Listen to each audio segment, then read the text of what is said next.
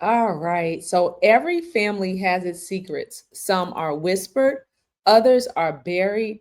But what happens when the secret isn't the mother's, it's not the father's, it's not the family's past, but it's the daughter's?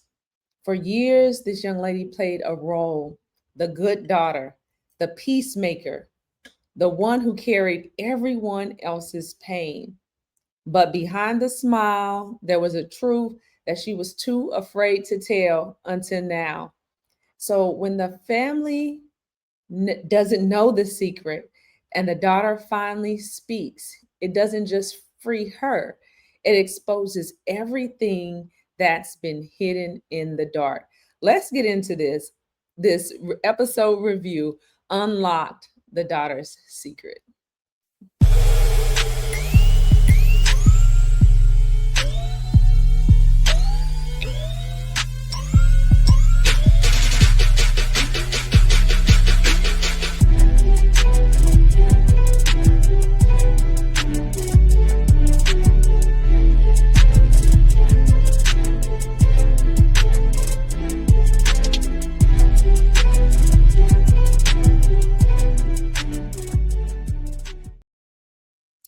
All right, so hello, fam. All right, so today we're going to do an episode review of Unlock, the family secrets or the daughter's secret. Last time it was the husband's secret.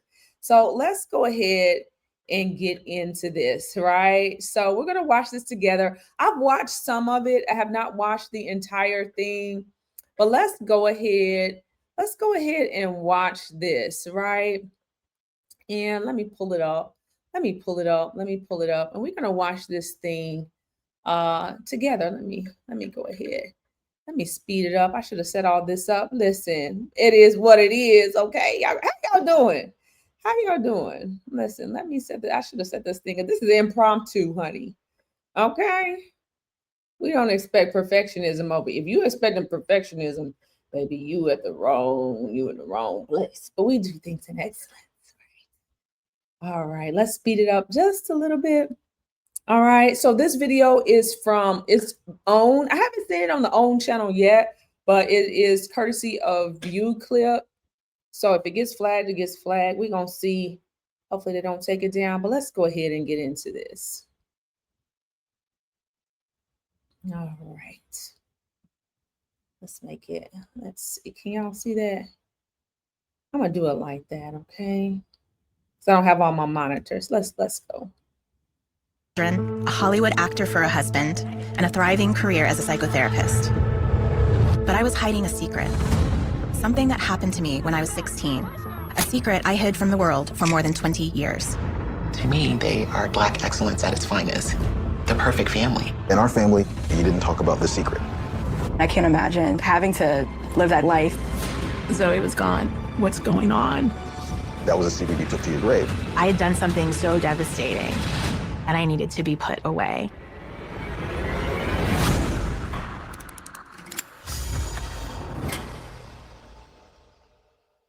Does it come and work or an interview?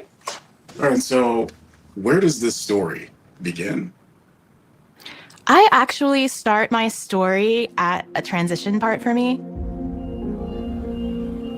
When my daughter Sullivan was born, she was just the most gorgeous little girl I've ever seen. But I already knew the second she was born that something was wrong.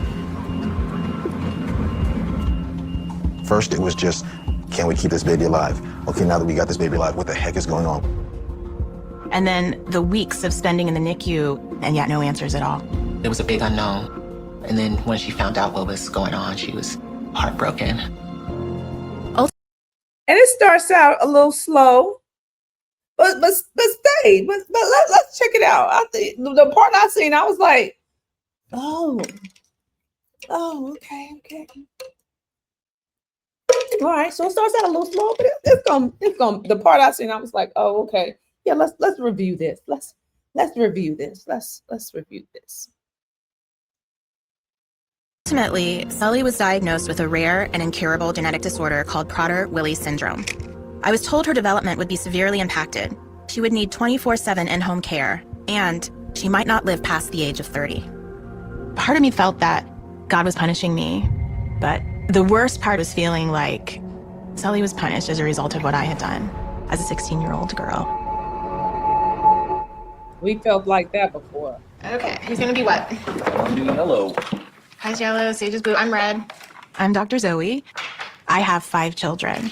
My day-to-day life is busy. 1, 2. Right now, I have 2 kids at home. My 11-year-old daughter, Siggy, and my 18-year-old daughter, Sully. You're green, Sully. We have soccer on weekends, and I'm a scout leader. The word is dreamland. Dreamland. I'm a psychotherapist, author, speaker, podcaster. Today, we're going to be talking about what do you do when life hits you out of the blue with something devastating. To come from where I was, keeping the secret for so long and being so ashamed, it's been hard work.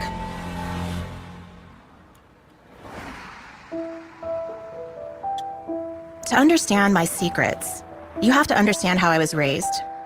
In a prominent Black family, the only Black family, in rural Smithsburg, Maryland. So we're all about 18 months apart. Edward is the oldest, Zoe's the middle, and then I'm the baby. My mom was the most beautiful woman. She was a stay-at-home mom. She dedicated her life to us. My dad, Robert W. Hunt, he was the 3rd generation of doctors in his family. My dad loved my mom so much. They met when my mom was 16. They got married when my mom was 18. I think by the time my mom was 21, she'd had all 3 of us. It was very strict growing up. We were only allowed to listen to Christian music in the home.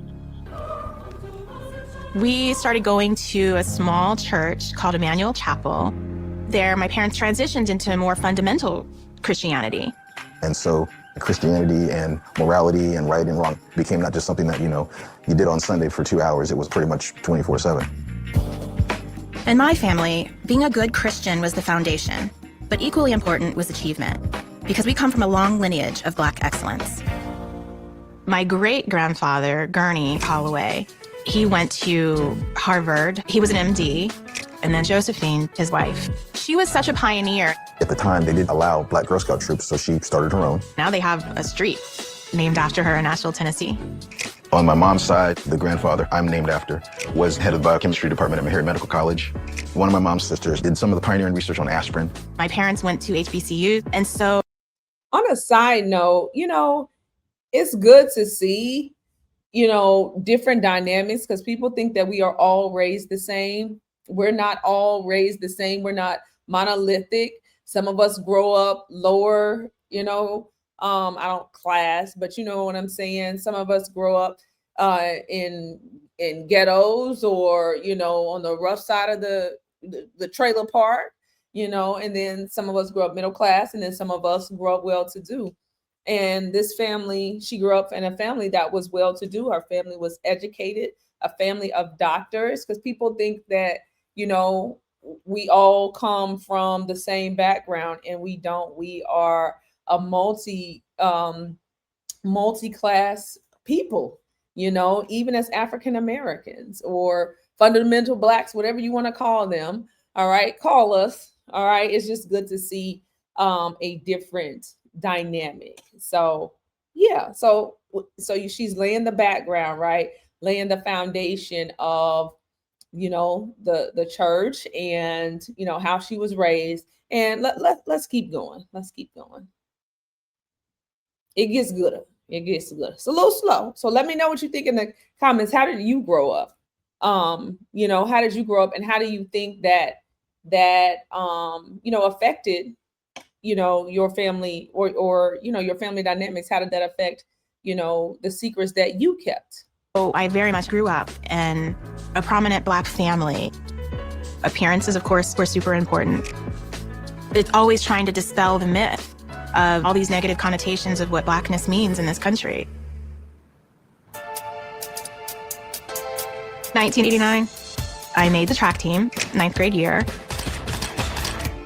So I was smart and I was athletic. But when it came to my father, if I got a B, he'd be like, why wasn't it an A? If I won a track meet, did you break a record? There was just an expectation of excellence. And then 9th grade was also when I met Vinny. He was a baseball player. He had this barrel chest and engaging smile. And Vinny had also grown up in a fundamental Christian home. The way my parents received anybody in our lives was they didn't matter unless they helped us be better or didn't get in our way. And so he was just the boyfriend, you know, be good to her, make her happy, or it's not gonna be pretty. So I was, now dating this 18-year-old college baseball player. And I was really excelling academically and in athletics. Colleges were already starting to reach out. I think my family and I had a lot of expectations that I would continue to do well. Till all of a sudden the train jumped off the rails. I was 15. All of my friends were very smart, academic, athletes. We were all going places, and I was pregnant. I started coming up here this summer between my freshman and sophomore year. I was able to cry, I was able to yell, and nobody would hear me. I just felt like I needed to get away. My mom definitely warned me not to be that kind of girl who, had sex before marriage. I was just so embarrassed and ashamed that I had made such a bad choice getting pregnant. And so I had the conversation with Vinny, and his response was, well, we can't keep it. All right, this is where it starts to pick up a little bit. But what I think is interesting, especially during that time, she's a little older. She looks very, very good for her age. During that time and how we grew up, I don't know if it was like that for you, but they didn't tell us the spiritual ramifications of anything.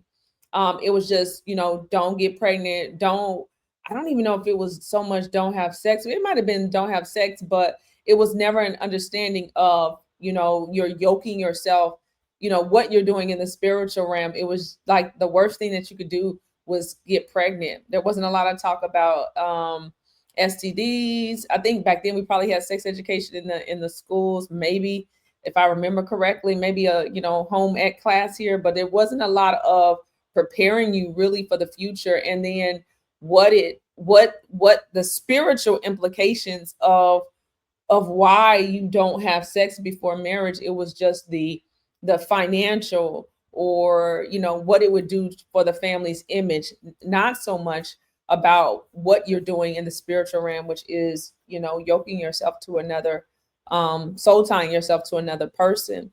It wasn't so much, the image of it all was there, but not so much why. So a lot of times you did not understand why it was important that you wait, other than image, other than that was the right thing to do. And even if you went to church, which a lot of us did, like there was a expectation that you were going to wait, but if you didn't, you just didn't get pregnant. So I don't know, it's crazy dynamics. Let's continue to listen in. So that's kind of how I looked at it. Like, the worst thing was to get pregnant.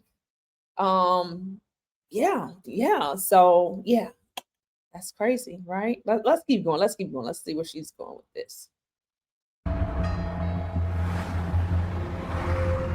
It was an early fall morning. I was skipping school for the first time. Vinny drove up near the gym. And I came out of those doors and hopped in the car, and we turned around and drove away. He was like, "Are you okay?" I'm like, "Yeah, I'm okay." I wasn't okay. But what do you say when you're getting ready to have an abortion? I was taught that having an abortion was killing a child.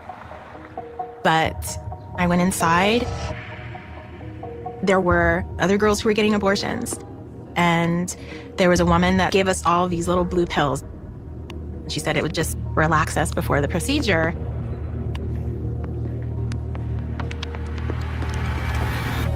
Then she took me into the examination room. I laid on the table. The doctor came in and proceeded to do the ultrasound.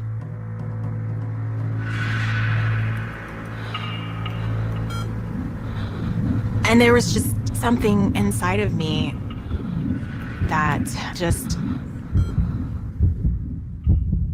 revolted. I just jumped off the table, put my clothes on, and I walked out.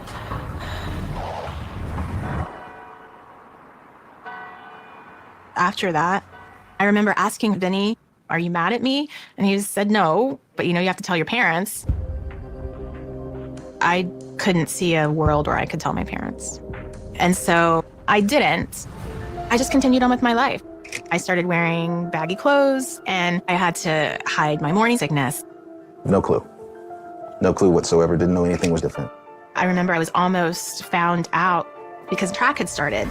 And I took my sweatshirt off, and my coach said, "You're kind of out of shape, but we'll be fine, And then my mom started seeing the different behavior. And one day she said, "Zoe, are you pregnant?" Even with her directly asking me, I could not tell her. And so my mom found this doctor. We had to drive far, someplace where no one knew us. And the doctor confirmed the pregnancy. And I remember my mom telling me, "You can't stay home." This is a bad example to Yolanda. I had done something so devastating that I needed to be put away. The Liberty Godparent Home. Jerry Falwell founded this life-giving ministry that offers an alternative to the profit-motivated abortion industry. What type of girl comes here? We've had girls as young as 10 years old up to 47. My parents donated heavily to Jerry Falwell, and so they devised this plan. I was going to have to go to this unwed pregnancy home in Virginia. This plan would be our secret, my parents and mine. And to keep it, they told everyone else a different story. My teachers, my track coach, even my brother and sister. It was Christmas break. My mom came up to my room and said, "Meet me in the car in 5 minutes." We leave the house. Edward's in the car. I was like, what is going on? Zoe's not coming? No, okay. We go to Hardee's. We were sitting in a booth, and my dad says that Zoe was having psychological problems and that she needed to go away to deal with them. And if other people asked where she went, we were told to say that she decided to go to boarding school, and then that was that. I remember saying, "Can we visit her?" And he said no, that it would interfere with her treatment. So this is what gets me. I hate for her and other women that have gone through this, that they were treated like they had a scarlet letter. And I know it was a different time, and even when you're unwed, well, now, listen, they'll throw you baby showers. It's like, it's nothing now. Okay, let me stay on track. I hate that they treated you as if you were an outcast. You know what I mean? And I get it. It was a very different time. Yes, it's sin. Yes, but people are still people. You know what I mean? Like, even Jesus, when the lady had 5 husbands, he didn't outcast her. You know what I mean? So I just hate, because that's trauma on top of trauma, and then you just send them away. I'm convinced that's why they started boarding schools. I don't know the history of boarding schools. It makes me want to look into it, but that seems like that's what people did when they were wealthy and they had enough resources, and they just sent you away they shipped you off. Because why do you need boarding schools? It's like college before you go to college, but if you're in high school. And, I don't know, back then, some people, wealthy people, how do I say this? It's like sometimes wealthy people wanted other people to take care of their children. And that seems like another way to do that. Because why, and I get it, it could be a good opportunity for them. But in high school, do your children need to go away from you? I don't know. And maybe sometimes people got scholarships, or maybe they just needed to be out of that environment. I don't know. I haven't talked to anybody personally myself. I know of a friend's child that went to boarding school, but I don't meet a lot of people that say they went to boarding school. If that's your experience, like, was that a good experience for you? I really want to know. Like, was that a good experience for you? It seems, I don't know. Like, I'm on the outside looking in.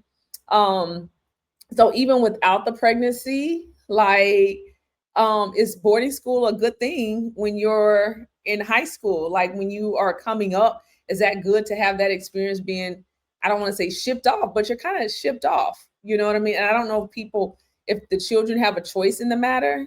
Like I'm watching this series on Netflix, it's called Wayward. And that's what these parents did. When the children, of course, it's a cult-like movie, right? And when I say that, like they're shipping them off, it's shipping them off into a cult. So I wonder, there are situations that probably where people had a good experience, and there's situations where people were actually getting shipped off into cults and other things. But boarding school, I am interested. I am interested to learn what are people's experiences. But back to this story, it's very. I think it's just interesting how they treated people, but I know it was a different time. It still doesn't make it right, but it was a different time. But that's trauma on top of trauma. It's kind of trauma on top of trauma. They're already pregnant. They already don't know how to deal with all this stuff, and now they get shipped off. And I guess some cases it could be good, and in some cases I don't know. But just interested in the history of boarding schools and places like that where they kind of hid you from society. That's what it kind of feels like. Like I don't know what to do with you, so I'm gonna place you. And I guess in some situations it could work out for the best, especially if they come from an abusive home or a home that they're not being cared for, if the place is a good place. But yeah, it's interesting. So let me know in the comments if anybody in here went to boarding school. Growing up, whatever my parents said was what was happening. So I didn't question it. The next morning, Zoe left. Walking into the home was like being transported back to the 1950s. I was terrified. I'd never seen so many pregnant girls at one time before. There were probably about 20 of us. We were housed in the same building, essentially, as the adoption agency that would take our children. We are an adoption agency. We have 100 applications from solid Christian families for every baby we have. Call that toll-free number. People back home thought that I was at boarding school. I wasn't aware of any rumors that were circulating about me. There was this girl saying that my sister was pregnant, and my mom told me to confront the girl for telling lies about my sister. So on my 16th birthday, I was about 6 months pregnant. I found out that I was having a girl, and I came up with the name Kaya Embrielle. I had a lot of fantasies, but I did get some letters from my mom. She indicated to me if I were to keep my baby that our relationship would change and I would lose my mom. Whoa, whoa, whoa.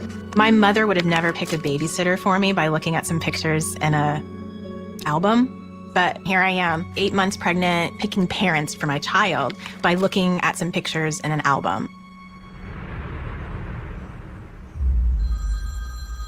I remember one day, my mom's talking to somebody on the phone, frenzied. She gets off the phone. Zoe's ready to be discharged. I have to go pick her up. She left immediately.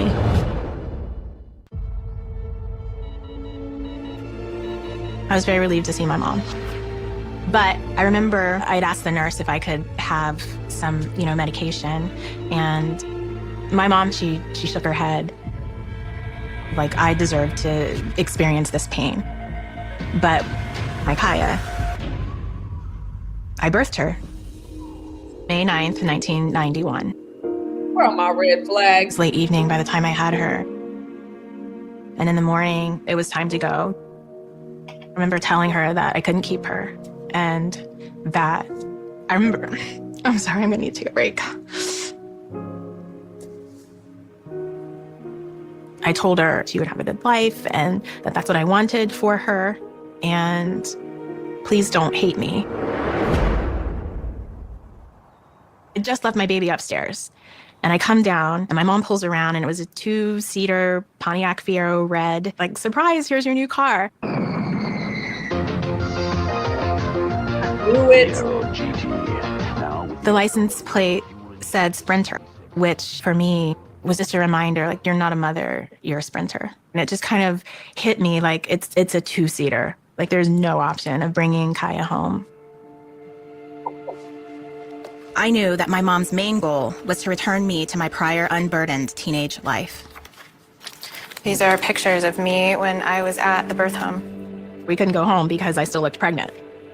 And so we went to a hotel, and I remember in the middle of the night, I woke up and I heard moaning and crying, and it took me a few seconds before I realized that it was me. And that's a blanket that I crocheted for her. And the next day, my mom took me to go get some corsets, something to hold in my stomach. And my parents sent me back to high school. Basically, it was Zoe's back. I was like, oh, okay, great. Business as usual. Vinny and I continued to go out, and I pretended nothing had ever happened. I understood this is a very big secret that I have to keep. Maybe a couple days, a week later, Zoe literally just called me in the room. She said, hey, I gotta tell you something. And she showed me pictures of her, big belly. She said, I had a baby. It was a big shock. At some point, I was snooping around in her room. I found pictures of her pregnant. I was just like, oh, I never said anything to her about it at all. In our family, you didn't talk about the secret. These were pictures that the adoptive family sent to me. Vinny and I got letters the first year, and then they sent me. Okay, the mom is a lot of red flags for me. A lot of red flags with the mom, right? She seems like she's all about image, even at the expense of her daughter's feelings. She did not want her to have, I guess, an epidural or whatever they had back then. She wanted her to feel the pain, I guess, so she would never have a baby at a wedlock or, at that young age again. Like, I get it, but I don't know if I don't think you're going to remember that pain, honey, with or without an epidural. That's something that you never forget. But she's grieving, she woke up, in her own grief, almost like an out-of-body experience. She's carrying the weight of this trauma. And, all the mother wanted to do was get her back to her life, which, no, I'm not even going to sugarcoat that. Like she's grieving. And I know, again, that was a different time. That's still no excuse. But I'm so glad, that we are coming into a day and age where people are not bypassing. Sin is still sin. It's still wrong. It's still wrong. People still need to know the implications of what they're doing spiritually. But there's still a way to not make people feel like outcasts, not make them, carry. It's already shameful. She's already grieving, and there was nothing in place to help her grieve and process what she was going through. So on top of having a baby out of wedlock, and on top of being uprooted from her familial system, not even really discussed. It was just, you are doing this, So there's grief, there's trauma, there's trauma on top of trauma, whether you call it big T, little t, it's all trauma. And there's a lot of bypassing, because that's what families like this do. You know what I mean? There's a lot of bypassing and a lot of pretension, not addressing what's going on, but pretending. And that's what I see. What do you see? This one. It says, "Dear birth mother, our baby is doing fine. She can say about 5 words, hi, bye-bye, mommy, daddy, and uh-oh. Enclosed are the last set of pictures we will be sending." Basically, we're going on with our life, you go on with your life. Getting that last letter was hard. I didn't realize the effect that it would have on me. Wow, I can't believe that my name is still here. 100-meter hurdles, long jump, triple jump. That's cool. I poured everything I had in the track. And it really helped with my grieving. What I learned to do was put up the facade of Zoe, local track star, because what I wasn't was a mother. Come on, Zoe, keep it up. Push, girl, push. My relationship with Vinny was the only remaining connection that I had with my secret daughter. After I graduated, I made the hard choice to break up with him. I kind of wanted him to ask me to marry him, and I had wished that maybe he had, done something to help me keep Kaya, but he didn't. What I didn't know at that time was that my father had confronted Vinny before Kaya was born. My dad basically told him, look, we're not gonna mess up Zoe's life, and if you try to help her keep the baby, I'll get you prosecuted for statutory rape. That's why he never pushed at all to try to keep Kaya. In June 1993, just weeks after breaking up with Vinny, I was in Los Angeles competing for the junior national track team. My mom and I were walking along the City Walk, Universal, and I saw this actor. His name was Stan Shaw. He was probably 41 at that time. I asked him for his autograph. We started talking, and he asked me out to dinner. We went to eat, and we really connected. And he asked me to marry him that night. I said yes. It was one of those romantic moments where you get caught up. Ultimately, my parents were supportive. This marriage could bring stability to my life. Besides, I felt like I was damaged goods, and this would exonerate me. But I knew that I had to tell him the secret.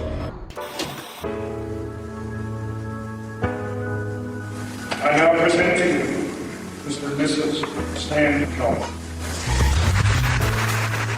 Stan and I got married about a year after we met, June 1994. It was the wedding of the century in Hagerstown. Tom Loke was one of the groomsmen. Part of growing up in a very strict Christian home is shame over premarital sex. And, the fix to that is to get married. So there was a sense of my past is behind me. You can go on and have a normal life. This is a lot of reason why people end up with narcissists too. A lot of narcissistic relationships. First of all, you're not prepared emotionally to have relationships that young. That's number one. The Bible even talks about that. You don't open up your heart before it's time, because you psychologically and emotionally, you are not ready to deal with the emotions that relationships come with, and that's why God, he tries to shield us. But a lot of times when people are like, oh, that's their little boyfriend, that's their little, no, don't open your child up to that. Don't co-sign certain things. You don't co-sign because they're not ready for them at that time, but a lot of people end up with narcissists because they got pregnant, or because, certain, now you shouldn't be doing those things. We're going to deal with that. But there is such pressure to get married, and culturally, Black, white, Asian, Indian, I see it across, Caribbean, African. If you're not married by a certain time, especially if you have a child out of wedlock, but if you're not, even if you don't, and you are of a certain age, there is an expectation, there's pressure there. And a lot of times, because people are not emotionally developed, they're not emotionally equipped, they run and marry the first person that shows them a little bit of something. There's no way that 41-year-old man should have been dating a 19-year-old. What did you see in her? Okay. Is that Ernie? He looked for me. I recognize him. I'm like, I didn't, of course, you don't know people's backstories, but what does a 41-year-old man see in a 19-year-old? Unless he's emotionally immature. There should be nothing. Okay. At that, she has not even experienced life. You've experienced life at 40, at 41. You hear what I'm saying? So these relationships open you up. They open you up emotionally. They open you up spiritually. They open you up psychologically to things that you are not ready for. And because of the pressure, people end up marrying wrong, is my point. They end up marrying wrong, and the parents, they were in this situation, they were not helpful. And a lot of times parents, they haven't dealt with their secrets. You can only meet someone at the level that you met yourself. And these parents have not. What they're showing right now have not met themselves, and this is why the shame of the secrets continue to go down the bloodline. Let's keep going. What do y'all think about that? By the Scarlet Letter. But being married to this Hollywood actor, it was pretty overwhelming for a 19-year-old girl. I had to reconcile my secrets with Stan and figure out how they would impact our marriage. We had a conversation about Kaya before we actually got married. And he was just like, oh yeah, I'm fine with it. But our entire marriage, there was that unspoken, we're gonna pretend like that didn't happen. I definitely worked on trying to be a perfect wife, and that meant keeping the secret. Zoe, keep being yourself. I know you'll be a great wife and eventually a great mother.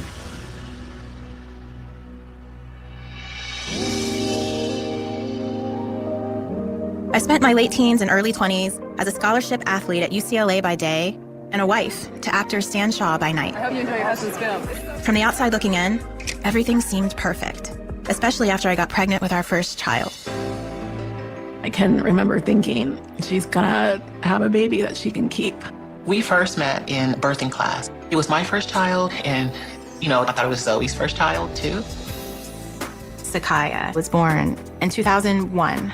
I remember feeling the irony of everybody being so excited and all the celebration. I was absolutely thinking about Kaya, who I had lost. Zoe was very attached to her baby. Nobody watched her baby, just her. And I even asked her, do you need a break? And she goes, no, I just want to be with him all the time. Then I had Sage in 2004, and we had our 2 boys.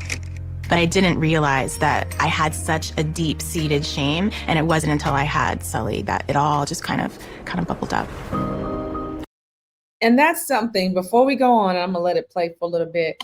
That's something with my trauma. I've gone through certain things that she's gone through. I've talked to the ladies in CBU about that. It is such a level, it's so much trauma that you just don't know what to do. So you just go on. That's the only thing that you know how to do. You know how to pick up the pieces and go on. And if there's not anybody there to help you process through that trauma, it stays stuck in your body until you are ready to face it, or it gets, sometimes memories get repressed in our subconscious mind because we don't have the capacity at that time. We don't have the tools to be able to deal with it. And so I just see compound trauma with her. I just see compound trauma, but, pressure bust pipes. And this is why we see at a particular moment, someone will either rebel, they will say enough is enough, because your body and your spirit knows spiritually and subconsciously that it's when it's time for you to unpack it, and when it's gotten to the point where it's too much. And so when it gets to the point where it's too much, or you're going through a shift in life, then those things will start to be revealed, and you'll start to get uncomfortable. You'll start to get uncomfortable with status quo, keeping the secrets that you've been keeping, holding the secrets, because secrets make you sick, and holding on to those secrets is costing you too much. It's costing you. And you see a lot of people with cancers, with illnesses, with sicknesses, with autoimmune diseases, because they are weighted down with secrets. Secrets have a psychological, a physiological, a spiritual, and emotional. It takes a toll on your body. And so I see just compound trauma. And the same thing with me. Before I met the narcissist, I was just going through life. I did not know how to process trauma. And this is why I'm so big with my children. I haven't always gotten it right. But, when you start unpacking your stuff, then it will come to them. It will come to your spouse, or things will start to get revealed. But you can just see where it was just compound trauma on top of compound trauma that affects your brain, that affects your psyche and your mental as well. And you can see there was a pattern for her to be perfect. How many of us have gone through that, being the perfect daughter, the perfect wife, the perfect husband, the perfect this, the perfect son? You can just see so much of it. So let's keep going. At 31, here I was with a daughter who would face incredible struggles for the rest of her life. On top of that, I had also never come to terms with the trauma of giving up my firstborn, Kaya, for adoption. So I had, for years, my Kaya suitcase. I kept the gown that I wore in the hospital. I kept the little onesie, her little cap, the pacifier, and her first bottle. It was my little shrine.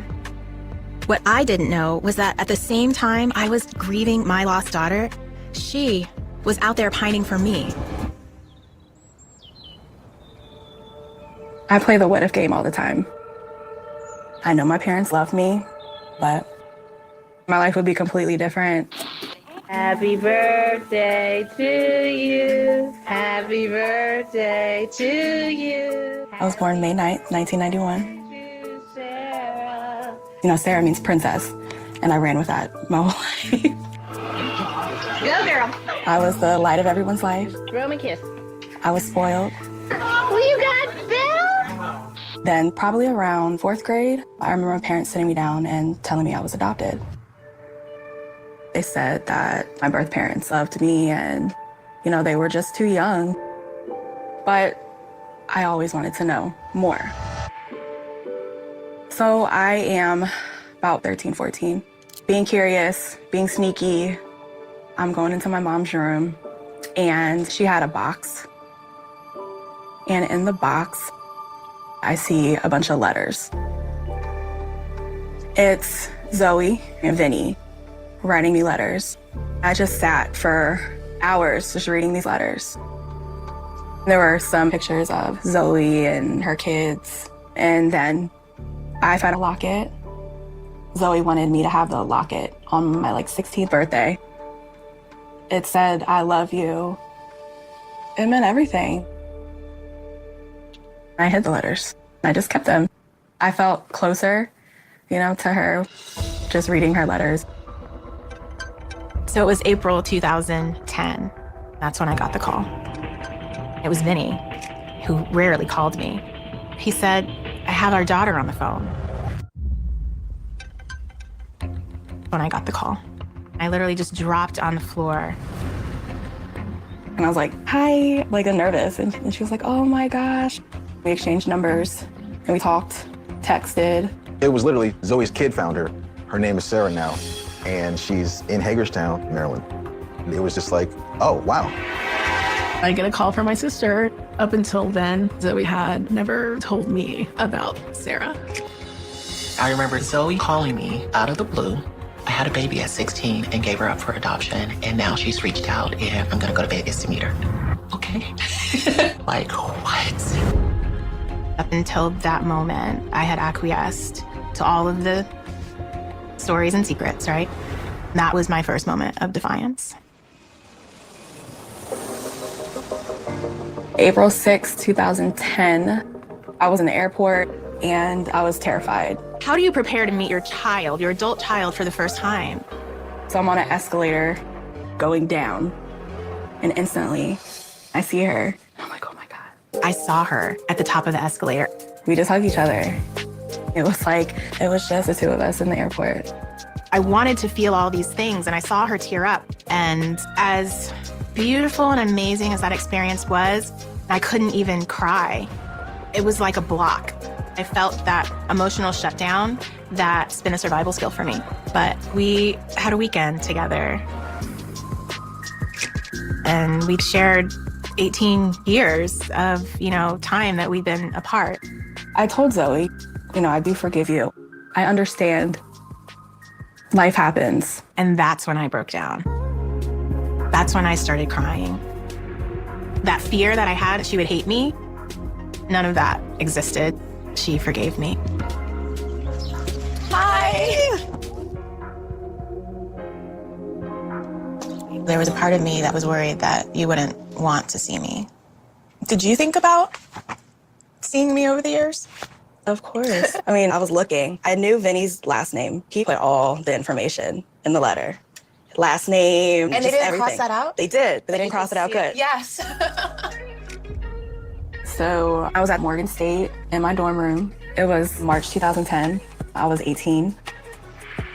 So I hold the letter up to the light, and instantly, clear as day, it said Brown. Immediately, I'm on Facebook looking up Vincent Brown. I click add friend. And then he instantly messaged me back. He was like, I think you're my daughter. Wow.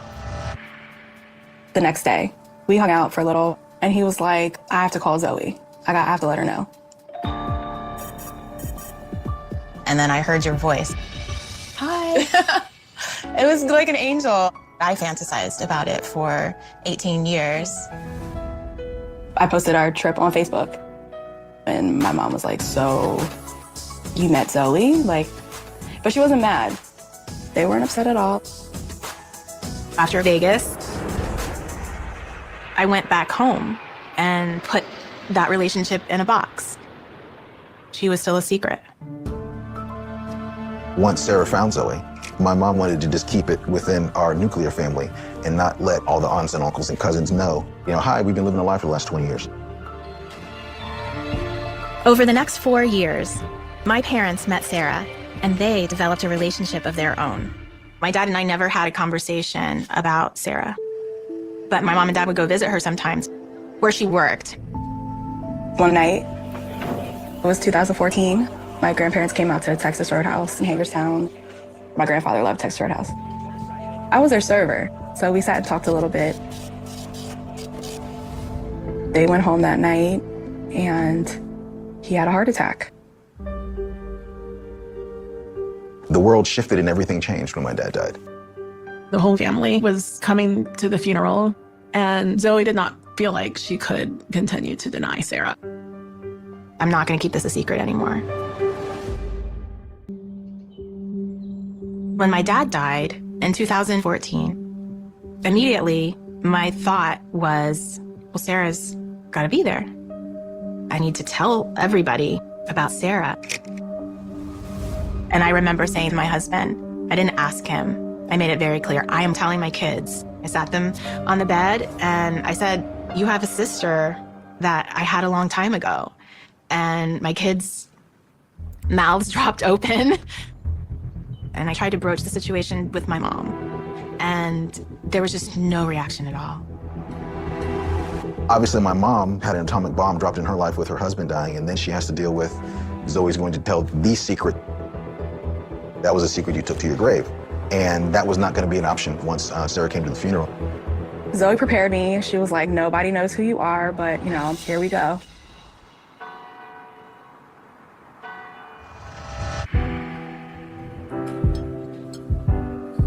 After the funeral, everybody came back to my house for the repast. And I brought her into the main living room where the entire family was. And I said, hey, everyone, I had a daughter when I was 16. I placed her for adoption. And this is my daughter, Sarah. I want all of you guys to meet her. Whew. Me being the secret, I never really processed it until I got to experience it firsthand. Like, oh, okay. I didn't know Zoe had a daughter, your age. Yep. It was awkward, definitely. It was so overwhelming for me, I left the room. Everybody was enamored by, the story of our family. And so the idea that one of us did anything that wasn't perfect was like, what? Huge shock.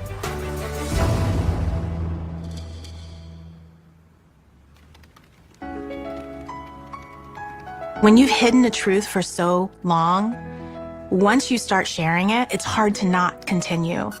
And the more I shared it, I healed. I've now written a memoir called Stronger in the Difficult Places. It's the same name as my podcast. In 2023, Stan and I got divorced.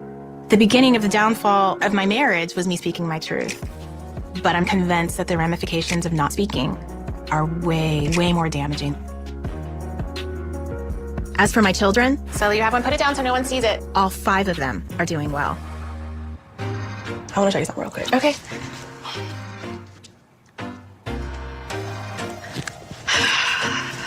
I did not know that you had this picture. Did I give this to you? That was in the letter. Wow. Yeah. Wow. That was the last time I fed you, and right after that, that's when I left you. So fast forward, I've been married to my husband for 11 years. I am a proud mother of 4. Zoe named me Kaya and Brielle. So my firstborn daughter I named her Kaya Embryo. When you named her Kaya, it meant so much to me. How do you feel about our relationship today? I'm so thankful, but I want more. I agree. I want more. Even though I didn't get to raise you, I'm so very proud of you. This is one of my favorite pictures of us. Goodness, I look so young. Yeah. What a happy family we were. It was a sweet time. My babies. My family, all of us, continue to work hard to repair the intergenerational trauma that we've all suffered because of this secret. Mom, does this thing work? Especially myself, my mom, and Sarah. Do I need to have a deep conversation with my mom about it to fully heal? No, I don't. All behavior makes sense in its context. I fully understand the choices that my mom made, the choices that I made.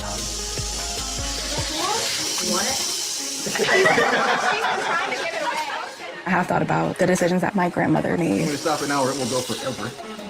But she makes the effort to check on me and the kids. So I give her grace in that aspect. I'm happy with the way everything turned out. Regardless of how it happened, I'm okay. It was a very, very long journey. I went through some dark periods, but found myself and figured out how to really understand shame and heal myself and heal other women as well.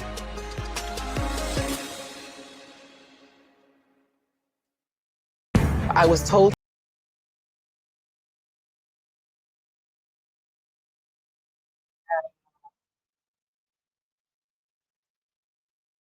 Like we got another one to watch. Let me. Okay. Y'all, what do y'all think about that? I know it's a lot. It was, did what they could do in 45 minutes or 40 minutes. That was a lot. Okay, so let's break some of this down, right? Um, the mother. Well, let's start with the father. The irony of how God allowed her to meet her grandparents and then he passed away, I think the same night of him, or shortly after, them coming in the restaurant where she worked. God allowed her to have that experience. This young lady is definitely a chosen child of God. All right, I hope she knows God, but I'm glad she got to meet him before he passed away. But as soon as he died at his funeral, the mother, Zoe, Dr. Zoe, was able to be free. The irony is not lost on me. So many people do not live their lives because of the expectations of their parents, because of holding on to secrets of their parents. So I'm glad that she, at his wake, and she was allowed to. She gave herself permission to tell the truth. Do you give yourself permission to tell the truth? Do you give yourself permission to tell the truth?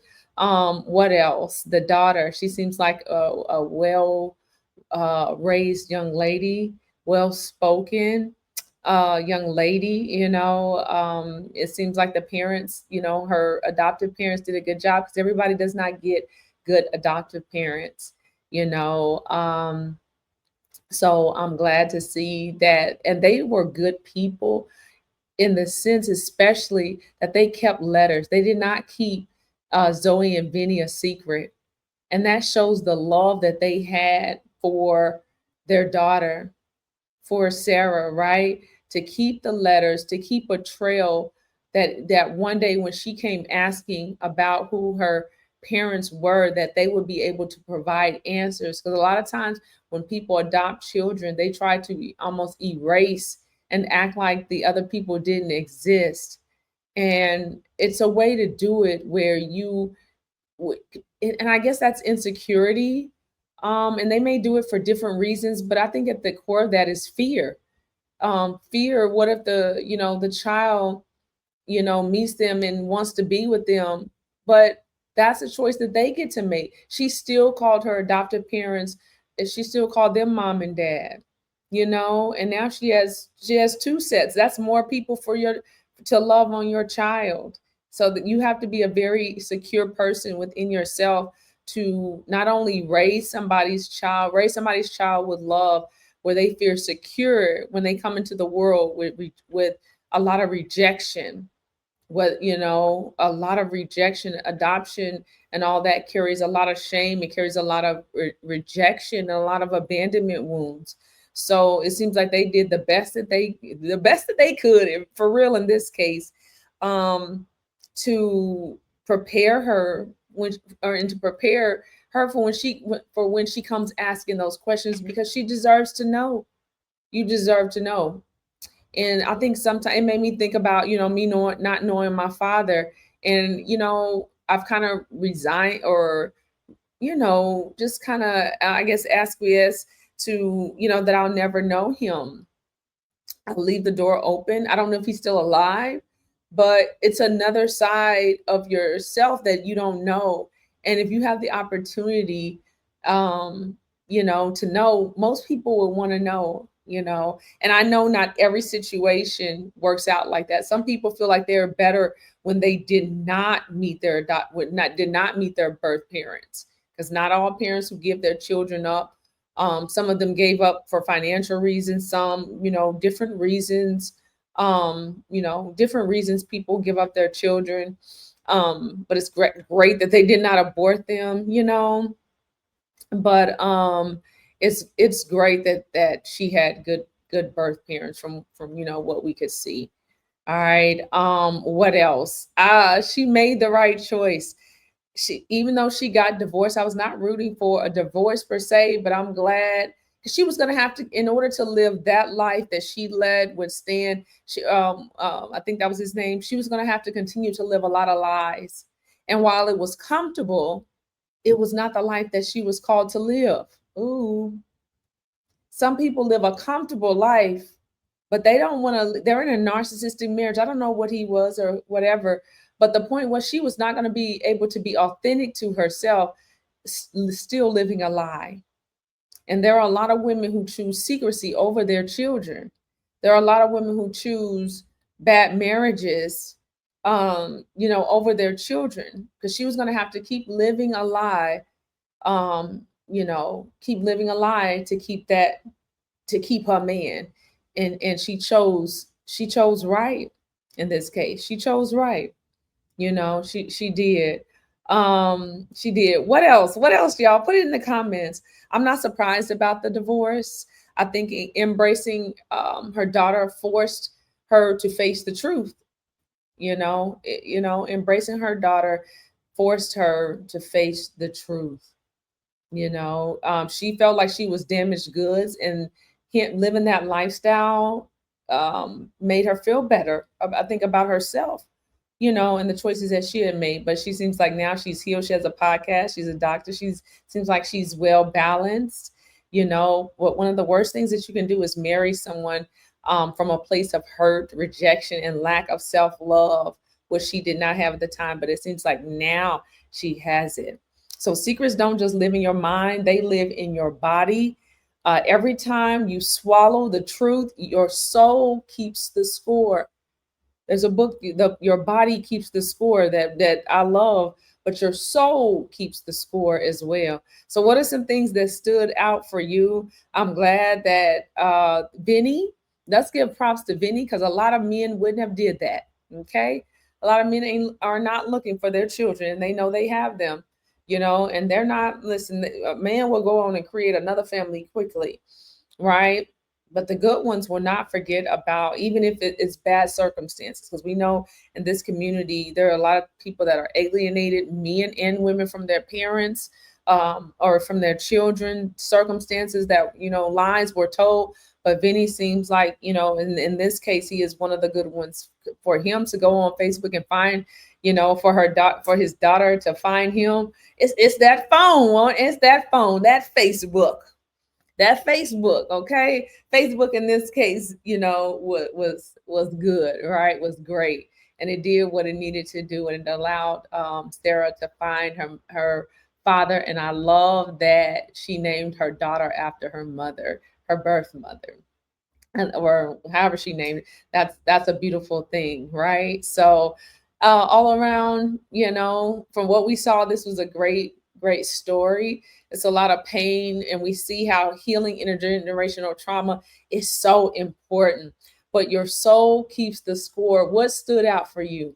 All right, we saw, where again, let me go back here for a second. Your soul keeps the score. It'll show up in headaches. It'll show up with migraines. It will show up in sleepless nights. It will show up the anxiety that shows up uninvited. That's your body remembering what your mouth was never allowed to say. Some of you think you need deliverance. No, you need to unravel those secrets. You need to see what's in your subconscious mind, not through hypnosis, not through any of that.